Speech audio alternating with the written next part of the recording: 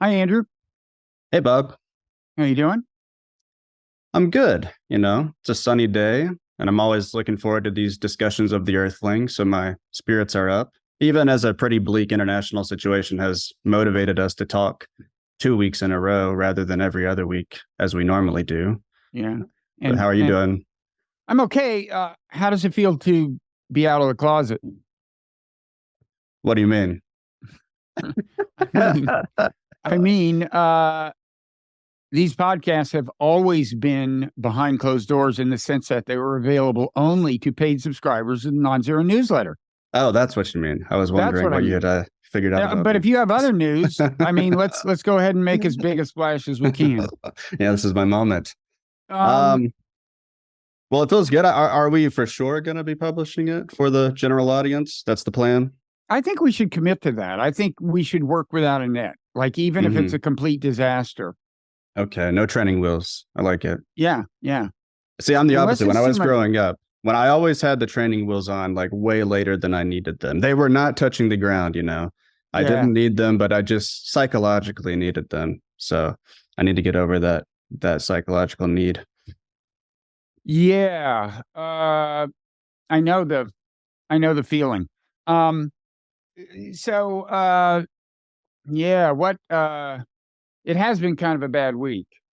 The newsletter. I mean, maybe we should say what the Earthling Unplugged is. Again, something we've done every couple of months, and we kind of just talk about and riff on the contents of the Earthling, which is the weekend edition of the Non-Zero newsletter. It has multiple items in it, and so there's usually plenty to talk about. This week, of course, the main news is the attack on Israel by Hamas, and so we there's kind of a longish piece that I wrote Hmm. in the newsletter, um, and I don't know. You've read it. How would you characterize it? As you could start by saying it's good. It's a good piece, Bob. It's very good, Thank as you. always. Thank you. Yeah, I found it interesting. I've been kind of surprised this past week to see in mainstream outlets a lot of discussion of the conditions in Gaza as a kind of context for last week's attack. Hmm. Um, I don't know if I should have been surprised, but I wasn't expecting that, especially after such gruesome videos emerged from last week. But your piece, although it's providing a kind of context and looking at this in the big picture, it's looking at something a little different than just the conditions that have been created in Gaza. So I definitely found that interesting. But what did you write about? Yeah. So, of course, like so many things I write, it winds up being an indictment of U.S. foreign policy. But I start out by dividing the kind of why did this happen question into two questions.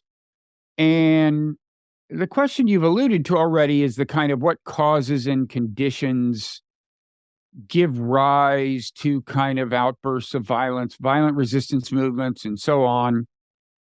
After all, uh, there periodically have been, uh, you know, violent, the Palestinian resistance movement has assumed violent form periodically. Often that's been Hamas, but not only, other Mhm. groups, uh, Islamic Jihad, and going back to, I guess the first one I remember is the 1972 Munich Olympics thing. And I think that group was called Black September or something. I don't really remember.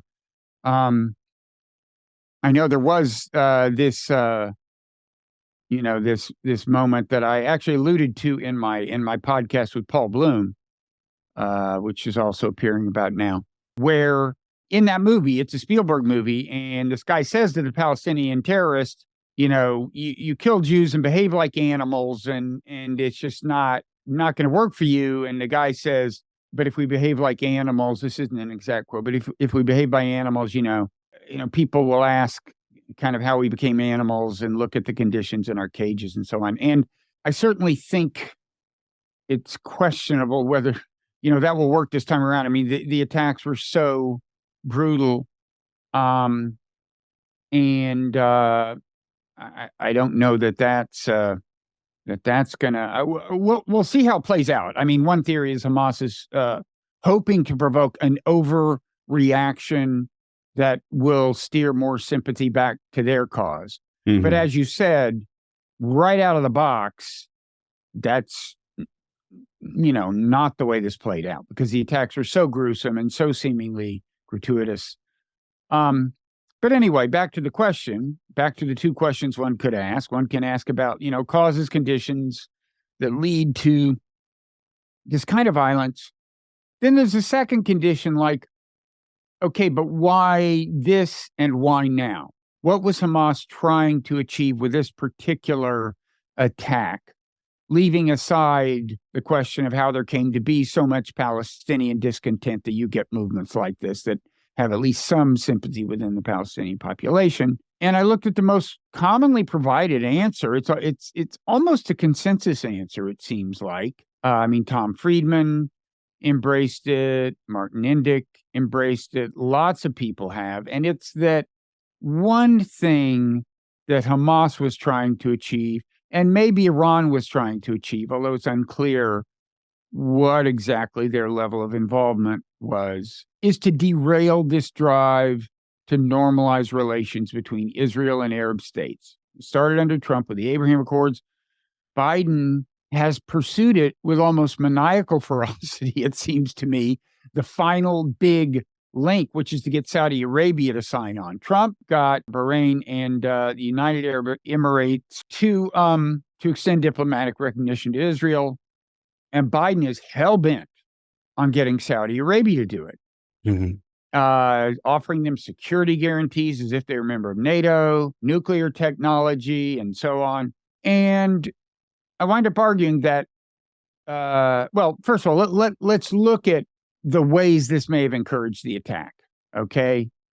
For starters, I break it down into three different actors in the region, Hamas, Iran, and the Palestinian people, and say that basically Biden has really failed to give adequate consideration to how all three of them might react to this. From the Palestinian people's point of view, it's definitely bad news, because the expectation had always been that recognition from the major Arab states would only be extended to Israel once there was a deal between Israel and the Palestinians were satisfied. Diplomatic recognition was the carrot that was being held out. And now Trump went ahead and gave Israel, or got a couple of Arab states to give Israel, kind of half the carrot. Now Biden wants to give them the rest. Obviously, the Palestinians aren't going to be happy about this. And Biden is doing this window dressing bullshit about, but we're going to give a lot of money to the Palestinian Authority. Well, from the point of view of a lot of Palestinians, they're the enemy. Palestinian Authority is paid by the West to be complicit in their ongoing oppression. That's a common view among Palestinians. Just to maintain order in the West Bank so that Israel doesn't have to get, its own soldiers too involved. So that's one actor. Then, Hamas, part of the Biden deal with Saudi Arabia would steer as I kind of just said, would steer resources toward the Palestinian Authority. That threatens Hamas because the Authority is Hamas's big rival for influence among Palestinians. So they don't like that at all. And then Iran, the idea of giving Saudi Arabia an American security guarantee is very bad news for Iran. It's probably going to make Saudi Arabia more reckless. And if the recklessness leads to war with Iran, it's going to increase the chances that Iran loses, right? And so it's totally bad news. As were the Trump kind of Abraham Accord elements to begin with, because all of it, from Iran's point of view, kind of consolidates the anti-Iran coalition as they see it. Israel, the U.S., and some of these Arab states. And by the way, this all comes after China had, impressively to my mind, helped orchestrate a kind of incipient rapprochement between Saudi Arabia and Iran. And I almost sense that Biden is part of Biden's motivation is this Cold War idea that, no, we're going to exert influence in this region. You're going to try to make things better? No. We will step in and make things worse. Of course, he's not thinking they'll make things worse. But again, that's partly because he's not thinking it through and thinking like, wait a second, we're antagonizing Hamas, Iran, and the Palestinian people. What could go wrong? The argument is it's a classic failure of cognitive empathy, which is to say just perspective taking, work to understand the perspectives of all relevant actors, even and maybe especially adversaries.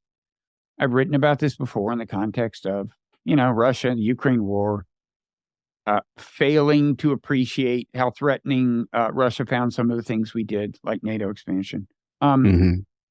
So that's half the argument. I mean, that's most of the argument is that if to the extent that this really was what precipitated this particular event, the Abraham Accords plus the Biden-Saudi initiative, this Arab-Israel normalization drive, we should have seen at least that it could cause trouble. And I don't think we did. Yeah, and if indeed there is a connection there between this effort by Biden to develop this alliance structure in the Middle East and last week's attack, then it certainly did cause a lot of trouble. I would add maybe, it's not just, it's from Iran's perspective, this alliance structure that the White House is trying to build and that the Trump administration was trying to build. It is an adversarial one, but also that is the express purpose. That's kind of our perspective too. It's made to check Iran. Right. And, maybe we can kind of proliferate the perspectives, the geopolitical perspectives under discussion here and bring in Saudi Arabia's own perspective. Maybe this is another instance of Biden and the White House being kind of taken aback by developments, because it looks like Saudi Arabia, as a result of last week's attack, is putting on pause its normalization of relations with Israel. And it's even been reported that Iranian President Ibrahim Raisi and the Saudi Crown Prince MBS had a telephone call. They talked about their shared concern for the Palestinian people. I think they referred to what Israel is doing as war crimes against the people in Gaza.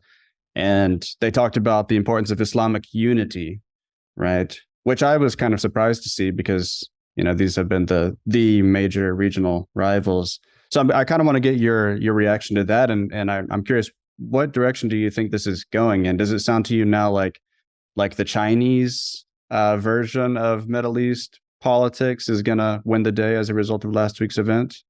I don't know about the long run. I think, these actors are kind of responding to the climate as it exists today. But I do think it's notable that Saudi Arabia was so kind of quick to establish its position on this, because the attacks were so horrific. In fact, one thing I've heard from a number of observers is that Hamas didn't anticipate this degree of, quote, success, unquote. Yeah. Right. I've heard the phrase catastrophic success from two different observers, that Hamas thought it was going to be a lot harder to get their people in there. And they didn't realize, for example, that so many civilians would wind up being slaughtered. Now, I don't know if that would have changed their approach, but, one of my first reactions was, as somebody who supports the Palestinian cause, was that, in addition to the just horrific carnage of it and the revulsion you naturally feel when you hear about people gunning down, concert goers and shooting babies and stuff, was that, this is bad for the Palestinian people because it was so over the top and inhumane on such a large scale. And I kind of thought, Hamas had the resources that, they did real damage to the military, to at least 2 military installations, killed a bunch of soldiers, took some hostage, and I kind of thought, well, it would be better for the Palestinians if they'd focused on that and made it a military operation, and said, look, Israel has in effect declared war on us. There's an economic blockade they've imposed on us. And this is, that would be a much better story if you're trying to win sympathy for Palestinians from like Europeans and Americans, right? And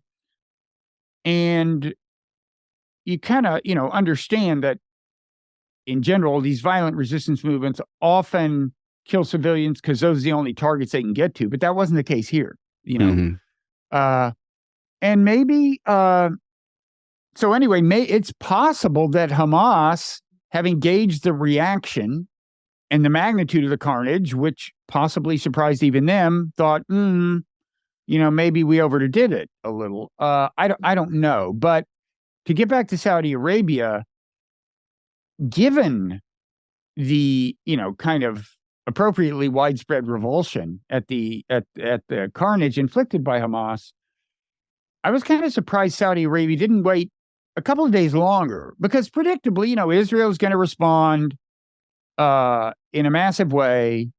We've already got, I think, more dead civilians in Gaza than in Israel, and so you would think, I don't know, how long did Saudi Arabia wait? Like 3-4 days? When did Saudi Arabia? Was this only like yesterday or something? We're taping on Friday. I didn't see like confirmed reports that they're putting it on pause until today. And I don't even know how confirmed these reports are. I think I was kind of hearing rumors. Maybe if I was paying attention more, I might have seen something earlier. I don't think it happened right away. Okay. Well, I guess they can already see which way the wind is blowing, because, I've noticed kind of a shift on Twitter, right? Yeah, I think so. I think, and also, as far as Saudi Arabia, clearly they weren't that eager to normalize relations with Israel when you consider all of the things that they were asking for. Biden was going to have to give them a NATO-style security guarantee and help them with their civilian nuclear program, which suggests to me that, they weren't exactly eager about this. I would add civilian for the time being. Right. It's just amazing to me that Biden is willing to give them that much. But go ahead. Sorry. And I think that's driven a lot by public opinion in Saudi Arabia, which is, very anti-Israel, as I understand it. As far as the point you made earlier about kind of working out what Hamas intended and what they expected the reaction to be, I think that maybe they weren't trying to get the West on their side, and they were instead expecting the Arab world and even Iran to show solidarity, as members of the Muslim world. And that's been striking the past few days and today, just these images in Lebanon and Jordan and other countries, including in Paris and Berlin, the solidarity expressed with Palestine by Muslims. No, again, that I think that is that's the consensus explanation, to the extent that there is one, that was their main goal, is to separate Saudi Arabia from this Biden initiative and get them back on Team Palestine. And, again, Hamas had not necessarily the same incentive to do that the Palestinians might have. Not that the Palestinians were particularly actors in this period. It was, but also some possibly a somewhat different incentive from Iran's. And again, we don't know what their role was, but yeah, I think, I guess I would say, I can still imagine that, although Hamas might not care about the Western reaction, I would think Saudi Arabia would be paying some attention to it in deciding when and if to weigh in on Hamas's side, which they've now basically done. Yeah. So in that, so I guess now Hamas is thinking, at that level, mission accomplished. On the other hand, the other thing, maybe the main reason they might consider this, quote, catastrophic success, is they might have thought that Israel's reaction was going to be more like it has been in the past, which is sometimes massive, sometimes like over 1,000 killed in Gaza, but this is already clearly of greater magnitude than any of those. And, depending on how things play out, this may be nothing compared to what, Israel's talking as if they're going to go in, try to, quote, eliminate Hamas. I don't know how you do that without there being a pretty good chance of something at least that bad emerging down the road. I'm not sure how you do it, period, given the fact that the top Hamas officials aren't even in Gaza. But where are they? I didn't know that. Well, the leader, I think, is in Kuwait. I mean, and by the way, that's another kind of irony. The Trita Parsi of the Quincy Institute pointed to, we are putting on hold.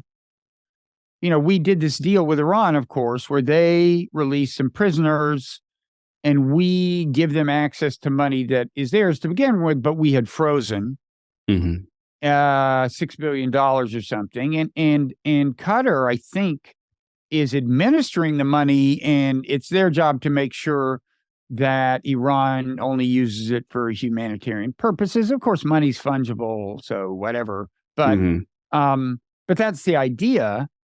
And then apparently, I think your understanding also is that all the prisoners have been released, and now we're reneging on the deal. Yeah, there was a prisoner swap like a month ago. There were 5 on both sides, and the Biden White House was gonna sort of unfreeze these funds in the way that you described with Qatar. But now apparently Qatar and Washington have reached a quiet understanding, is what they're calling it, that they're not going to authorize any of these transfer of Iran's money to Iran for the foreseeable future. Yeah, well, there's two ironies here, I think. And the one that Trita, one is that the U.S. says it has no evidence that Iran was involved in this. That's our line. So what are we punishing them for? Now, maybe that we're only saying that because we don't want hawkish politicians and parts of the U.S. public to push us toward war with Iran. But in any event, that's our official line. So far as we know, Iran had nothing to do with this. So we're going to punish them by reneging on a deal after they've delivered their part of it. And there's that irony. But also, as Trita noted, apparently Qatar gives more money to Hamas than Iran does. Yeah. And now it may be true that Iran sees Hamas more as a military asset, and that Qatar's money is nominally for the many governance services that Hamas does, like get the trash picked up in schools and so on. But again, money is fungible. So the idea that, Qatar and we are getting indignant, I guess, about Iran's connection to Hamas or something is strange on more than one level. Yeah, it's very strange. I saw that there's been some reporting in Israeli media that apparently Netanyahu, during his earlier administration, had Qatar continue funding Hamas. I want to look into that more, but the way these articles are written suggests that it was a conscious strategy by the Netanyahu administration to kind of empower Hamas relative to some other political parties in Gaza. Yeah. And one way of doing that was by having the funds continue from Qatar. And as far as Iran, these kinds of things always empower Iran's hardliners. It's such a stupid idea to renege on this deal. They're not going to trust a Republican or a Democratic administration now for any agreement that they come to with Washington in the near future. Yeah. Or maybe the long future. So it's very disappointing. Well, in general, there's long been a non-zero-sum game going on between extremists in Israel and extremists in Iran, and also between extremists in Israel and extremists on the Palestinian side. As you said, Netanyahu, apparently that was an explicit goal. I saw that, this quote was from 2019, where Netanyahu apparently was recorded saying to somebody, look, our goal is to boost Hamas and diminish the Palestinian Authority. The Palestinian Authority, of course, is they're the moderates, to put it mildly. Some would say the Quislings, but and Hamas are these radicals who keep killing Israelis, and Netanyahu wanted to boost them. But again, it's not the political logic is there.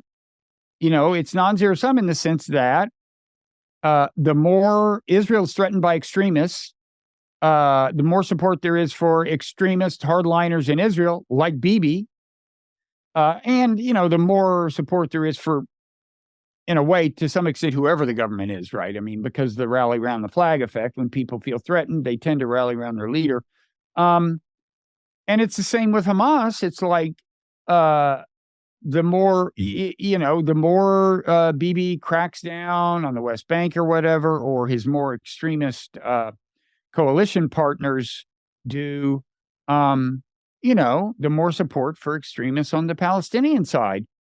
So that's a very unfortunate dynamic that in a way plays out all the way around the world. Extremists in various places are playing a win-win game with the extremists in their, among their adversaries. There's a cell phone alarm going off in another room that you probably can't hear, but is driving me crazy. So I'm going to give you this opportunity. This will only take a minute to share a few thoughts about yourself, Andrew, while I go do this. Okay. People know nothing about your background. I didn't even, you're Andrew Day. That, we didn't even introduce you properly. You're, I don't know, would you say the world's leading authority on Thomas Hobbes? I was at one point, in a previous life. No.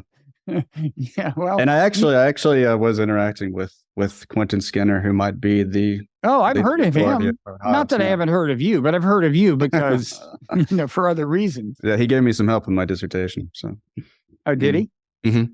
Well, you can go on and on about Hobbes or where you're from, or the eerie kind of Presidio connection between us. Whatever you want. You have 90 seconds to talk about yourself. I'll be back. Okay, Bob. So what did you say? Oh, that's a secret. That's between me and our listeners. You could have just said nice. I should have said just say nice things about Bob while I'm gone, but you probably did that anyway, right? They just kind of well up naturally.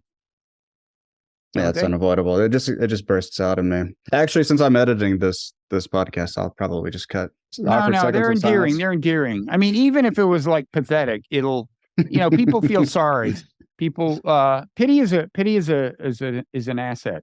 Yes. Anyway, the alarm clock just shut off. I think the cell phone alarm shut off on its own accord. Ran out of batteries or something. Oh, weird.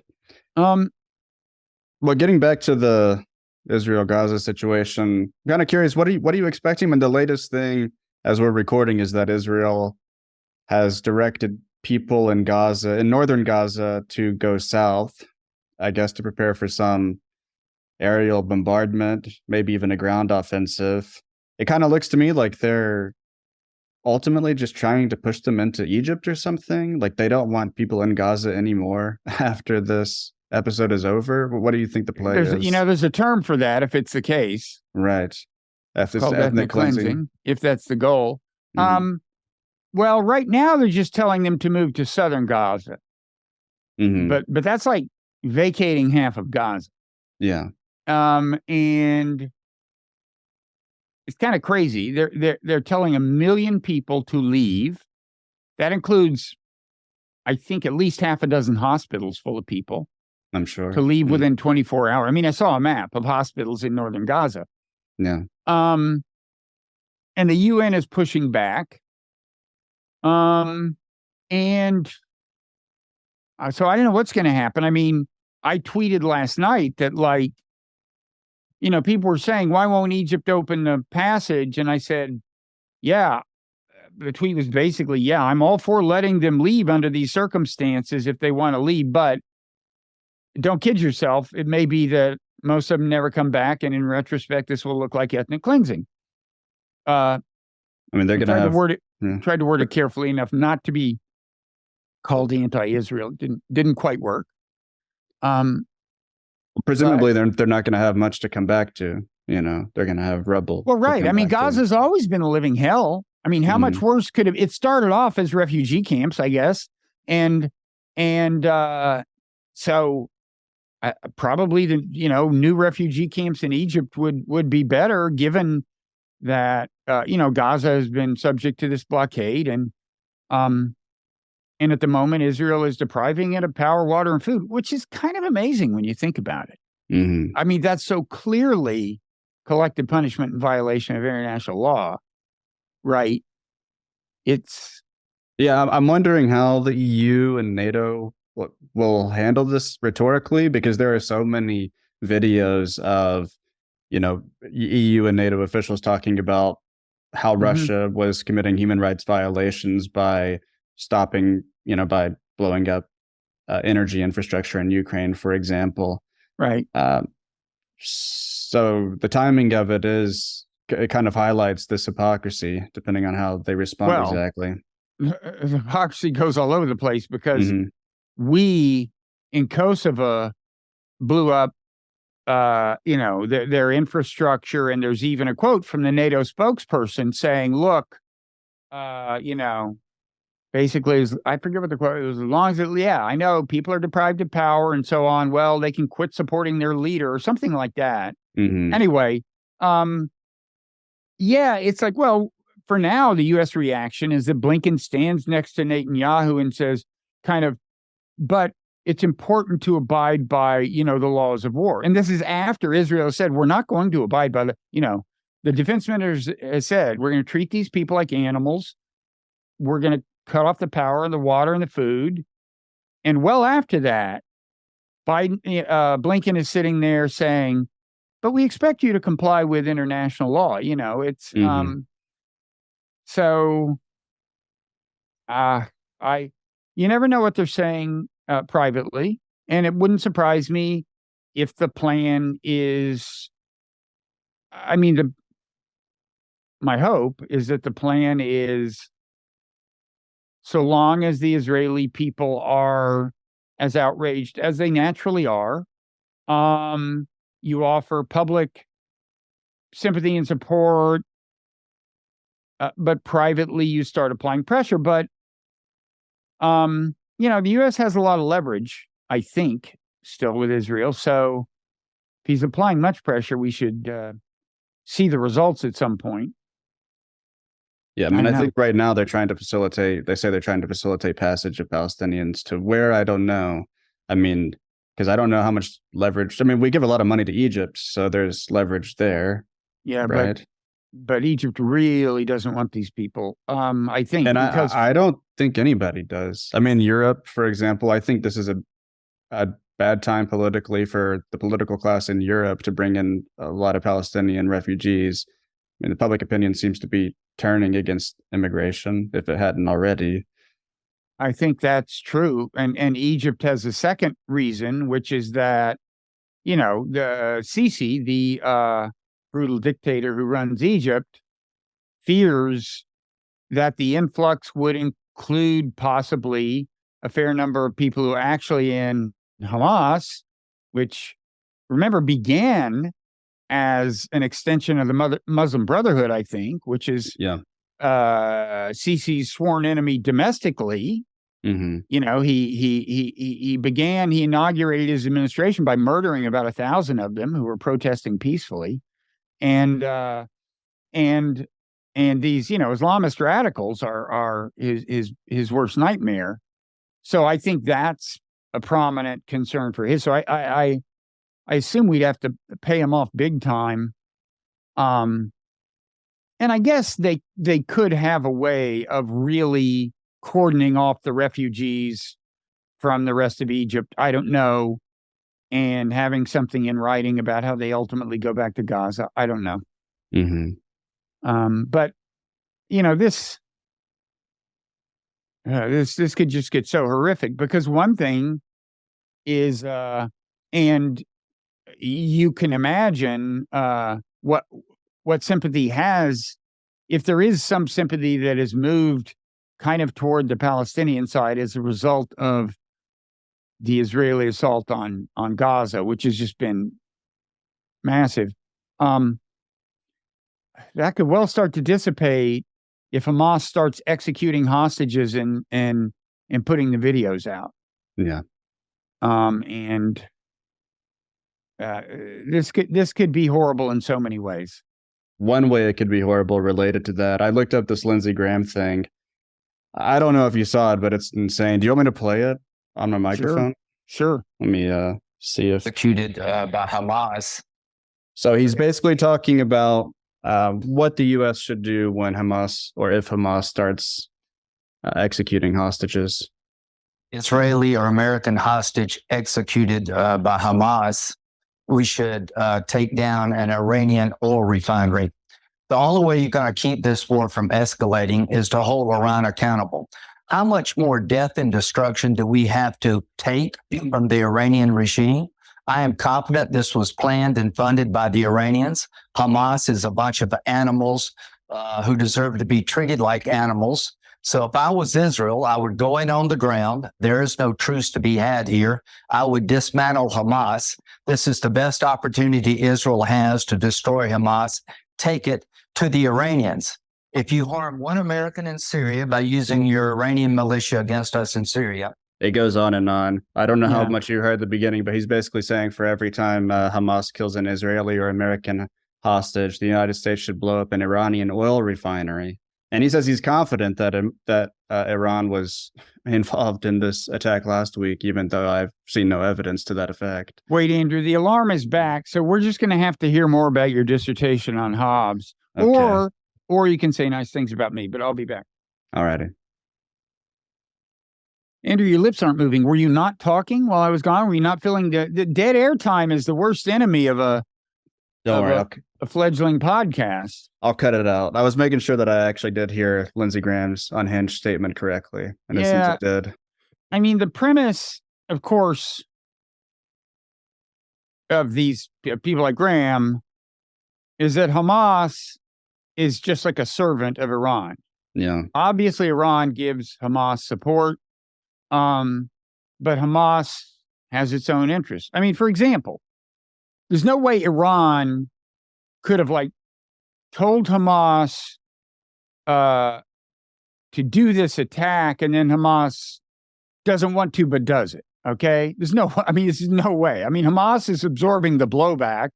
Mhm. This has to have been seen by Hamas as in their interests, even if Iran was complicit, which is possible. But everybody assumes. I mean, the assumption of a monolithic enemy is just a widespread thing. I mean, in the Cold War, we always thought China and Russia were on exactly the same page, when often there was antagonism we didn't see, and it is still the case that the Hezbollah, a different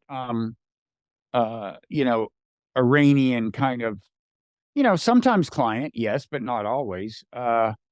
They murdered, was this in Argentina? It was like 40, 50 years ago now. They blew up a synagogue. And people just casually attribute that to Iran. Mhm. And I talked to Paul Pillar, who was at one point the highest ranking U.S. intelligence officer for the Middle East. And he said, it was very clearly Hezbollah retaliating for Israel having assassinated a Hezbollah official. And we just don't know whether Iran even approved it. But that's casually attributed to Iran, and this is done all the time. And of course, Graham is just a nut. But what's alarming is that you can imagine how much resonance his message will have with a lot of Americans who are just watching the news. Yeah. The Hamas attack was completely barbaric, and that just, pushes certain buttons in human nature. Mhm. So, Well, I don't know. should we move on from this topic? We have some other items to discuss. Two other things, yeah. And I guess we may, is our plan to go behind the paywall at this point? We could. Yeah. Well, let me see if there's anything else that I want to say about this. I don't know. It's just I guess just that I'd say I've heard more people being really worried about ways this could go sideways, Yeah, this is another flashpoint in our seemingly increasingly dangerous world. Yeah. The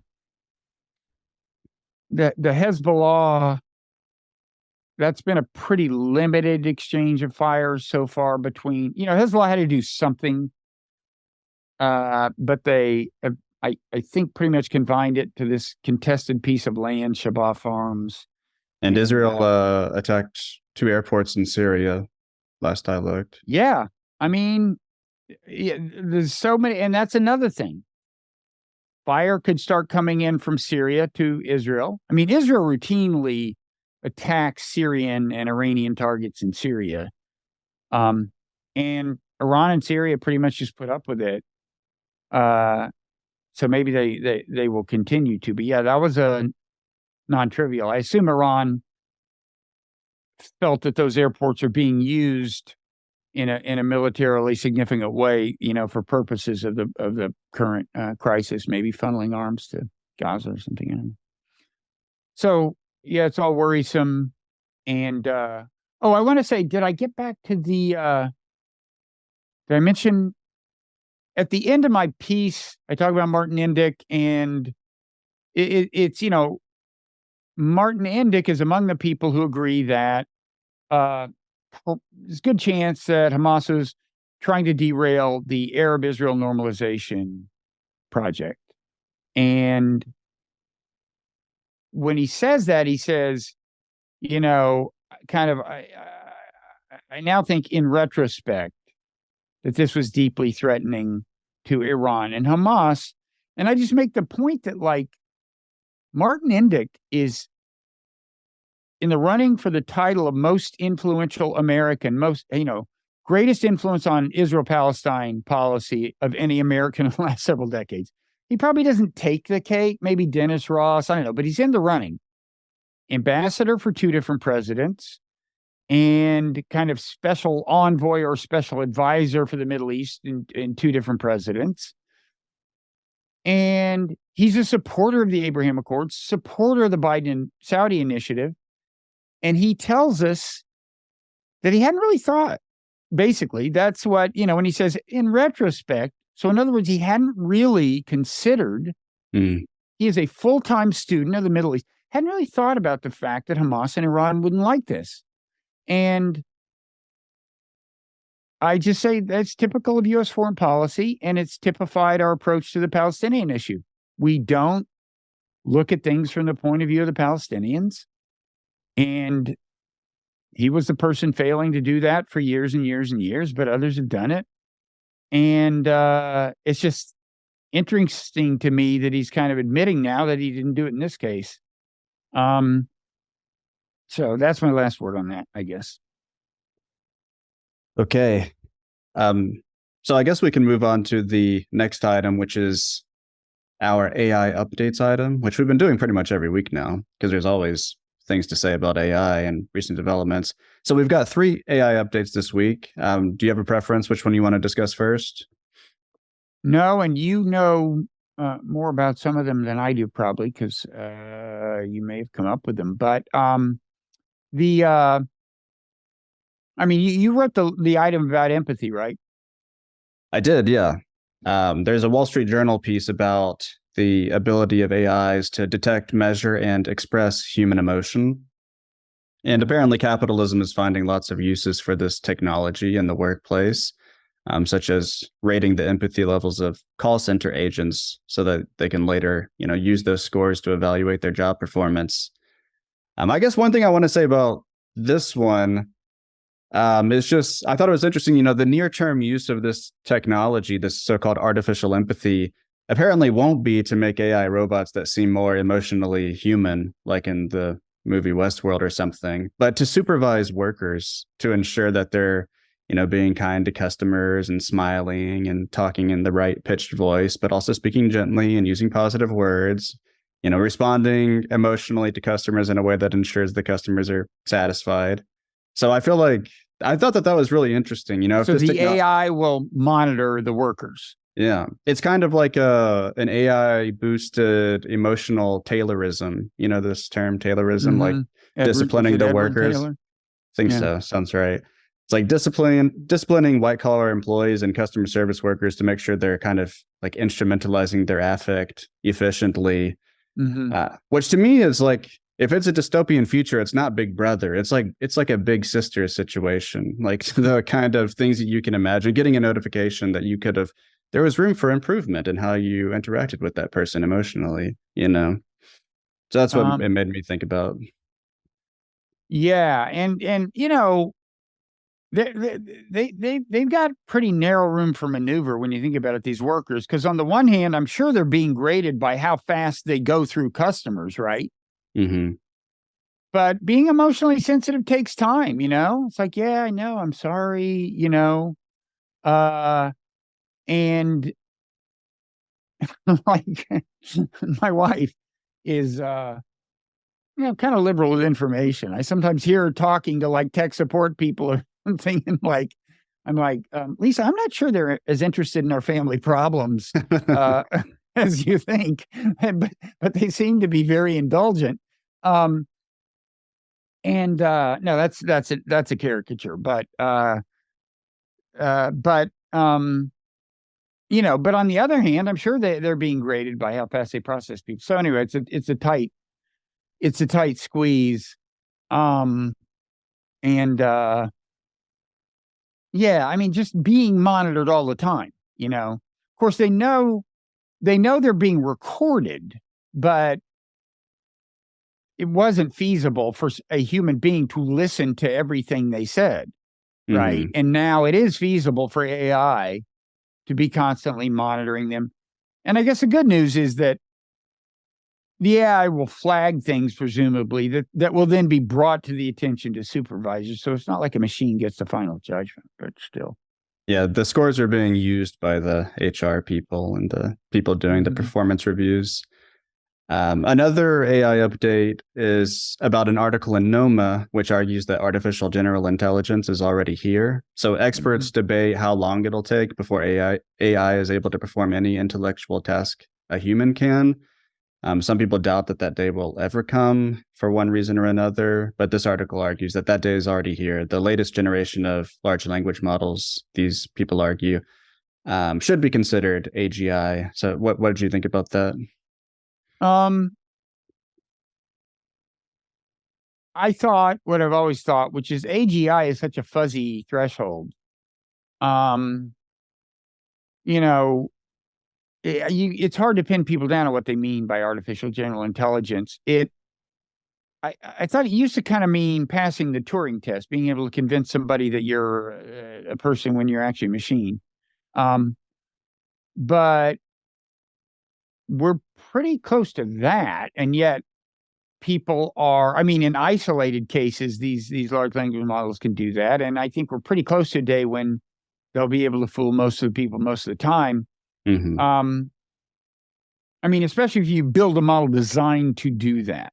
Uh, you know, right now they don't quite sound human, but that's partly because of all the safeguards they put in, all the throat clearing the AIs have to do. Like, well, it could be a lot of things, and there's no Right. consensus, and there's this and that. But um, the so if that's the threshold, I think we're just about there. And yet people say, well, will it be 5 years till AGI, 10 years? So I think there's a little bit of moving the goalposts. Yeah, And I do think we are already at what 10 years ago, a lot of people said was AGI. I think so Um, too. Yeah. I mean, I wouldn't want to move the goalposts. I can see that this is AGI. It's not even a concession. Like, I'm interested. You know, this isn't narrow intelligence. This is clearly general. You know, artificial general intelligence. But at the same time, I mean, when they say an AI that can do any intellectual task a human can, I'm quite skeptical. I feel like there are some intellectual tasks that, in principle, you can't perform in the absence of certain features of consciousness. Um, for example, you know, these things, they don't have what philosophers call intentionality. You know, they have no sense that their words are about something. They don't have thoughts that are about something in the world. And I feel like that's a kind of intellectual task in itself. And then I can also just sometimes a distinction is drawn between predicting and deciding. Yeah.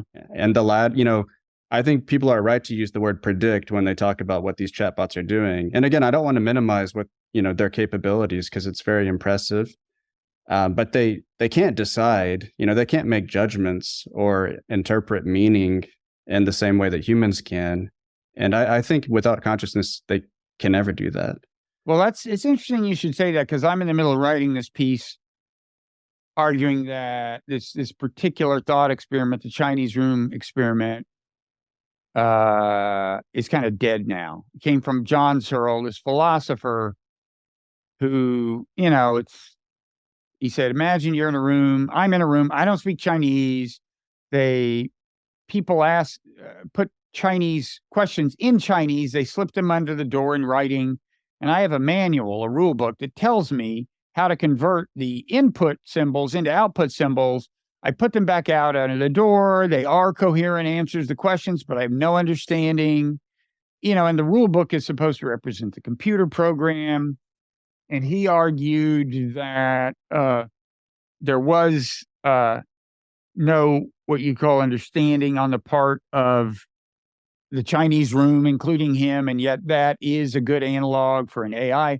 And part of his argument is clearly wrong, because he said there's no semantic dimension to what the AI is doing. Well, now there is. They map these words along what you could call in kind of semantic space, so that the word for tennis shoe is closer in semantic space to the word for combat boot than it is to oak tree. But the word you use, intentionality, he uses in that paper. And you're right. First of all, the technical meaning, as you said, isn't what we mean by intentionality. Like, I have the intention to do something. It's about thinking that this word refers to this thing in the real world. Yeah. And it's true that that's not obviously in the AI program. It's like internal. They map words in this semantic space with respect to one another. So all the words occupy the relative location in semantic space that is consistent with their meaning as we think of their meaning. But we think of the word shoe as referring to this thing in the real world. Do computers? Well, I mean, we'll see. They are starting to equip these AIs with a visual, image recognition and connecting that to the large language models. But it's funny that you said what you said, because it had occurred to me, like, well, maybe consciousness is the thing that connects a semantic map that is self-referential. In other words, the words are just have meaning with respect to one another. Maybe consciousness is the thing required to connect that semantically to the outside world. Mm-hmm. Right. So I don't know. I think that's a pretty profound thought you just had, because, it's right up there with thoughts I have. And that's just like, that always impresses me. Yeah. So anyway, well, no, Yeah, it's certainly true. The AIs can't do everything people do. That's for sure. Mm-hmm. So maybe if that's what you mean by AGI, as opposed to just kind of passing the Turing test, and we're not there yet. There's a lot of seemingly simple things they are erratic at. Yeah, and I it's not what I mean by AGI. I think, I'm willing to say they have AGI. This isn't just an AI that learned how to play chess. These things have very general abilities. Mm-hmm. I just am a little. I guess I'm just pushing back against this tendency to kind of figure the mind, on the model of a computer or an AI. Like, I think these things are different. I don't think about the human mind as a computer. But we can kind of move on. I kind of forgot what the other AI update was. It's just about the fact that big companies like Microsoft and Google are having trouble making money on the AI. And the only reason that's kind of interesting, I mean, software companies often accept losses early in the development of a market because they want market share. But and this is a piece that our colleague Clark actually wrote, but the this is a little different because normally that's really a short-term problem because almost all the costs are in the development of the software and the marketing, and extending each additional user costs you almost nothing. But with AI, that's not true because the ongoing use of the product consumes a lot of processing power. So Microsoft is losing something like $20 per user on GitHub Copilot, a programming tool, and the losses add up. They grow with every user. Mhm. So we'll see. This may mean that only the big companies can bite the bullet long enough to get the market share. It may mean that they start changing their pricing structure pretty soon. I don't know, but that's it on the AI items. And then there was a California, just again, a kind of interesting point about the way governments sometimes this is a state government, California. But the larger point is that a government that is well short of being a global government can, in effect, make policy on a global level. In this case, California is saying if you want to do business in California, and California's economy is so big that everybody does, you have to spell out your carbon emissions both in your own production process and with respect to the eventual use of your products. So if you're in the oil business, not just how many emissions you create, but what emissions will result from the subsequent refinement of the oil, the gasoline in cars, and everything. That's just, and all these big companies are going to comply, and then that data will be there for consumers all over the world. Mhm. And similarly, the EU, the reason we all encounter these things on the web that say, "Are you happy with your cookies?" or whatever they say, that's because the EU, Yeah. and we have to live with it here in America. So Yeah, when I was living in Europe, I became very used to clicking a bunch of buttons whenever I went to a website. I mean, sometimes it's good. They really protect your data and your personal privacy. But I noticed that the whole culture of Europeans on issues of data privacy was probably improved as a result of this regulation, to be honest. But in any case, I'm curious what this California thing. It kind of reminds me of when the government started making fast food companies, or really all restaurants, say how many calories are in a particular meal. I kind of had the thought at the time that even if it doesn't change consumer behavior, it probably does pressure. I mean, and this would be kind of irrational if it did, but it probably would still pressure companies to try to get those calorie counts down, to find creative ways to do so. Just because it's a possible source of shame at some point. So I wouldn't be surprised if that actually had a kind of an immediate effect, just knowing you're going to have to publish these numbers. Yeah, transparency seems to me very often just a kind of unequivocally not bad thing. Mm-hmm. So then.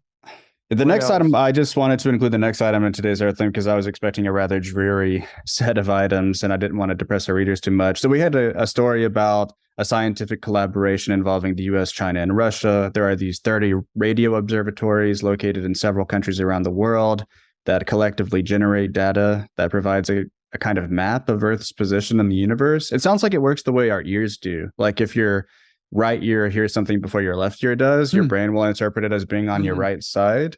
And similarly, if like the radio observatory in Norway gets the signal before the one in Australia from some sort of distant celestial object, then we can orient ourselves in the sense that we know that, okay, that object is above us, so to speak, above the planet. Yeah. So that's how it works, and it requires a lot of 30 different observatories, some of which are located in these superpower countries I mentioned. So there's some, it's an example of cooperation between the U.S., China, and Russia. Yeah, it's and these days we're grateful for any version of that. Yeah. And even if this isn't a momentous one geopolitically, but the guy who wrote the piece, Ross Anderson, writes, science has its evil uses, but there are times when it gives us a little glimpse into what a global civilization could be like. Yes. And now that civilization seems more distant than it did even a few years ago, I guess we wanted to include this ray of hope. Mm-hmm. Yeah, I guess maybe it could be seen more as a glimpse of the past than of the future, because it's just kind of residual cooperation from a less but tense hanging time. on to some whatever collaborations there are can make it a little easier to climb back up the hill, I think. Mm-hmm. And the last item is also about Israel, as the lead was. Many people are calling last week's attack on Israeli citizens by Hamas Israel's 9/11. People apparently disagree on the implications of that comparison. Some people are saying that, I guess, to try to get the West into, back into a kind of 9/11 mindset, ready to fight a global war on terrorism. But we talk about an article by John Schwartz of The Intercept, in which I guess you could say he leverages that 9/11 comparison into a critique of Israeli policy. And I've been seeing, even Ben Rhodes, he had a tweet, I don't know if you saw, saying that, the lesson of 9/11 is to not react in fear and anger, because there's a lot of unintended consequences, probably bad for your own country if you do. Yeah. It's funny. In a weird way, this issue has, I don't want to overstate it, but it's kind of reduced some of the tension within the progressive foreign policy community. It's like Matt Duss is a good example of somebody who on Ukraine, former foreign policy advisor to Bernie Sanders on Ukraine was right with the blob. On the Middle East, not so much. And it's weird because at first it just seemed like the revulsion at the attacks was so strong, and understandably, that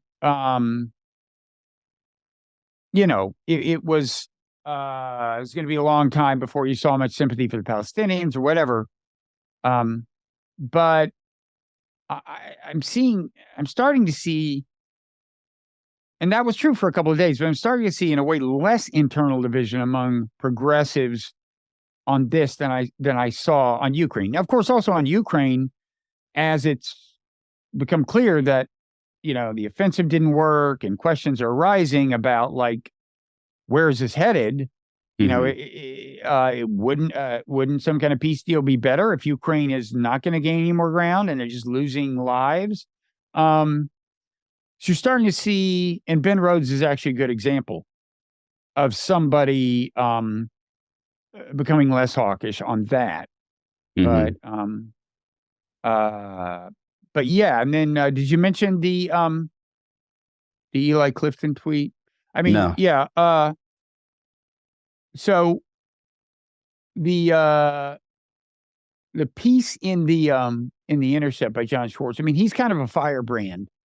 It's and the piece reflects it. But also Eli of the Quincy Institute had one of the early good tweets about, all this talk about how Israel could or should, handle this as their 9/11. It's like, in case you missed it, our response to 9/11 was an unmitigated disaster for all of humankind. We overreacted, and so. Yeah, you brought up an interesting subject about how this event kind of scrambles politics or the political spectrum. I think you're right about progressive, people interested in progressive foreign policy. Partly, I think it's because, Netanyahu is so unpopular among That's progressives. true. And even within Israel, there has been a rally around the flag effect, no doubt. But public opinion polls that I've seen suggest that people are holding the Netanyahu administration partly responsible for what happened. He formed a unity government to have a war cabinet overseeing the war that includes some of his political rivals. I wonder if that was motivated by a kind of need to assuage the concerns of more liberal Israelis.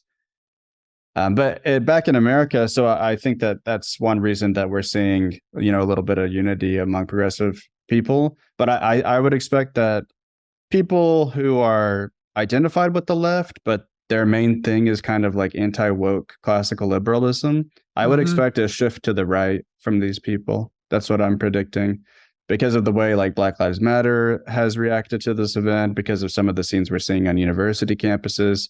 I think people like Yasha Monk are going to be increasingly alienated from America's left wing.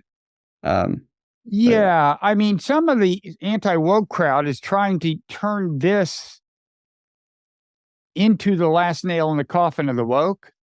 It's like, I mean, they've said that. Like this, the way the woke reacted to the Hamas attack, is the death blow. And of course, I mean, I don't know what is woke, and different woke people said different things, but for their purposes, they would like to think of the woke as this monolithic group of people who proved how horrible they are. Like even with a Harvard letter by all those groups that was signed by all those groups, you had people from some of the groups saying, nobody showed me this letter, and I'm like vice president of this group, that and we're taking our name off of it and so on. But so yeah, so is that that's it. That's all the items. Okay. Now, so I was going to say, normally, to get this podcast, certainly to get all of it, you have to be a paid subscriber to the Non-Zero newsletter. But if we put the paywall in the middle of this, I'm preaching to the converted at this point, right?